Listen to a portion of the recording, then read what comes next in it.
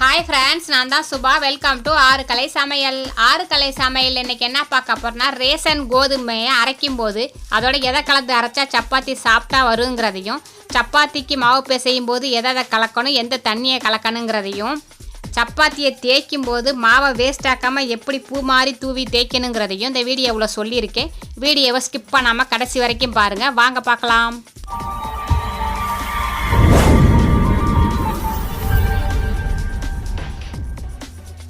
Ration கோதுமையை வாங்கி நல்லா 4-5 வாட்டி கழுவி நல்ல வெயிலில் காய வச்சு எடுத்துகிட்டு வந்து வச்சுருக்கேன். இப்போ இதில் என்ன சேர்க்க போகிறோம் அப்படின்னு பார்த்தா, வெள்ளை கொண்டக்கடலை 1 கிலோ கோதுமைக்கு 100 கிராம் வெள்ளை கொண்டக்கடலை. இதை மட்டும் சேர்த்து அப்படியே அரைச்சிட்டு வந்துடலாம். மில்லில் அரைச்சிட்டு வந்து சலிச்சு வச்சாச்சு. நமக்கு சப்பாத்திக்கு எவ்வளோ தேவையோ அதை மட்டும் எடுத்து வச்சுருக்கேன்.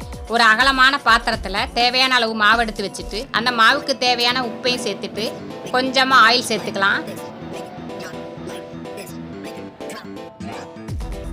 ஆயில் சேர்த்துட்டு நல்லா மாவை பிசைஞ்சிக்கலாம்.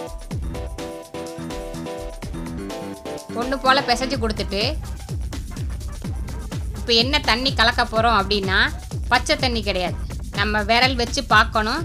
சூடு நம்ம விரல் பொறுக்கிற அளவுக்கு, கை பொறுக்கிற அளவு சூடு இருந்தால் போதும். வெதுன்னு தண்ணி ஊற்றி மாவை பிசைஞ்சு எடுத்தோம்னா சாஃப்டாக இருக்கும் மாவு. தேவையான அளவு ஊற்றி பிசைஞ்சிக்கலாம்.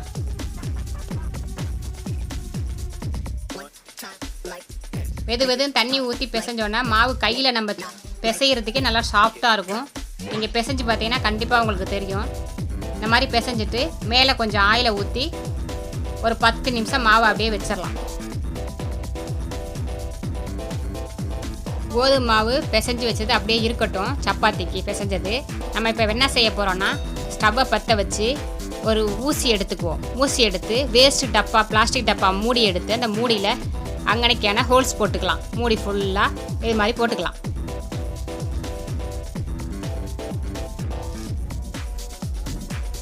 நம்மளுக்கு எத்தனை ஓட்டை வேணுமாலும் அங்கனைக்கான போட்டுக்கலாம்.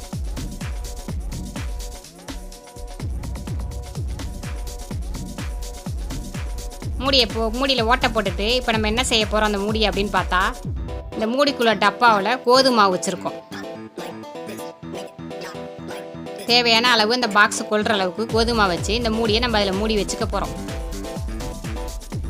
நம்ம எப்போதும் சப்பாத்திக்கு தேய்க்கிற ஒரு கிண்ணத்துலேயோ தட்டிலையோ கொஞ்சமாக மாவு எடுத்து வச்சு மேலே தூவி அந்த இடமே நாஸ்தி ஆகிட்டு இருக்கும். அந்த மாதிரி இல்லாமல் இருக்கிறதுக்கு தான் இப்போ டிப்ஸு. தேவையான சைஸு சப்பாத்தி மாவை எடுத்து தேய்க்கிறதுக்கு ரெடி பண்ணுற இடத்துல நம்ம எவ்வளோ தேவையோ அப்போக்கப்போ பூ மாதிரி அந்த டப்பாவில் இருக்க மாவு தூவிக்கலாம். இதனால் மாவும் வேஸ்ட் ஆகாது. நம்ம கொட்டின மாவு போக மீதியே பத்திரமா வச்சுக்கலாம் டப்பாவிலையே. எவ்வளோ ஈஸியாக இருக்குது பாருங்கள். நம்ம கிண்ணத்தில் வச்சு கொட்டி சிந்திக்கிட்டு இருக்கிறதுக்கு நம்மளுக்கு எந்த அளவுக்கு தேவையோ அந்த அளவுக்கு தொளிச்சு சப்பாத்தி தேய்ச்சிக்கலாம். சப்பாத்தி தேய்க்கையில் எப்போதுமே சுற்றி தான் தேய்க்கணும். நடுவுலேயே போட்டு தேய்க்கக்கூடாது. எல்லா பக்கமும் தேய்ச்சா தான் நல்லா சூப்பராக வரும். சப்பாத்தி சமமாக ஒரே மாதிரி எல்லா பக்கமும் வரும். டப்பாவில் இருக்கிற மாவில் பூச்சி எதுவும் போயிடாதா அந்த ஓட்ட வழியா அப்படின்னு கேட்டிங்கன்னா கண்டிப்பாக போகாது. அந்த மாதிரி போகாமல் இருக்கிறதுக்கு என்ன செய்யலாம் அப்படிங்கிறதையும் சொல்லியிருக்கேன். சப்பாத்தி இந்த மாதிரி தேய்ச்சிட்டு மீதம் இருக்கிற மாவில் மூடியை கலட்டிட்டு வீட்டில் இருக்கிற நியூஸ் பேப்பரு, வெள்ளை பேப்பரு ஏதாவது எடுத்து அந்த மூடி மேலே வச்சுட்டு அந்த மூடியை மூடிட்டோம்னா பூச்சி எதுவுமே போகாது. நம்ம தேவைப்படும் போது மட்டும் அந்த பேப்பரை எடுத்துகிட்டு நம்ம மாவை யூஸ் பண்ணிக்கலாம். சப்பாத்தி தேய்ச்சாச்சு. இதே மாதிரி தேய்ச்சி சப்பாத்தி சுடுறதுனாலும் சாப்பிட்டா தான் வரும். இன்னும் நம்ம லேயராக வரணும் அப்படிங்கிறதுக்கு என்ன பண்ணலாம் அப்படின்னா, இந்த தேய்ச்ச சப்பாத்தியை ஒரு 4-5 மடிப்பாக மடித்து போட்டுட்டு அது மேலேயும் கொஞ்சம் மாவை போட்டு தேய்க்கலாம். இது மாதிரி தேய்ச்சி சுட்டோம்னா சப்பாத்தி நம்ம பிச்சு சாப்பிடும்போது இன்னும் சாஃப்டாகவும் இருக்கும். லேயராக வரும்.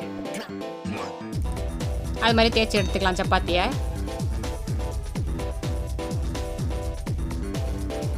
சப்பாத்திக்குனே வழக்கமாக வச்சுருக்க தோசைக்கல் அடுப்பில் வச்சு தோசைக்கல் நல்லா காஞ்சோடனே சப்பாத்தி எடுத்து அதில் போட்டு கொஞ்சமாக ஆயிலை சுற்றி தடவி இந்த பக்கம் ஒரு திருப்பு, அந்த பக்கம் ஒரு திருப்பு, கொத்தனாப்பில் இங்கிட்டு ஒரு திருப்பு, அங்கிட்டு ஒரு திருப்பு சுற்றி ரவுண்ட் பண்ணி கொடுத்தோம்னா சப்பாத்தி எல்லா பக்கமும் ஒன்று போல் வெந்து சூப்பராக வந்துடும்.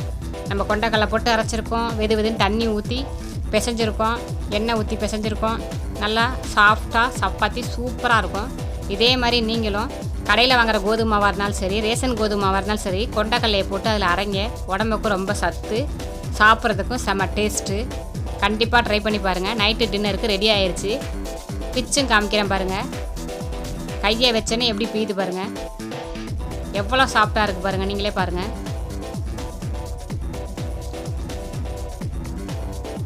எத்தனை திருப்பு பிச்சாலும் அப்படியே பாருங்கள் எப்படி வருதுன்னு.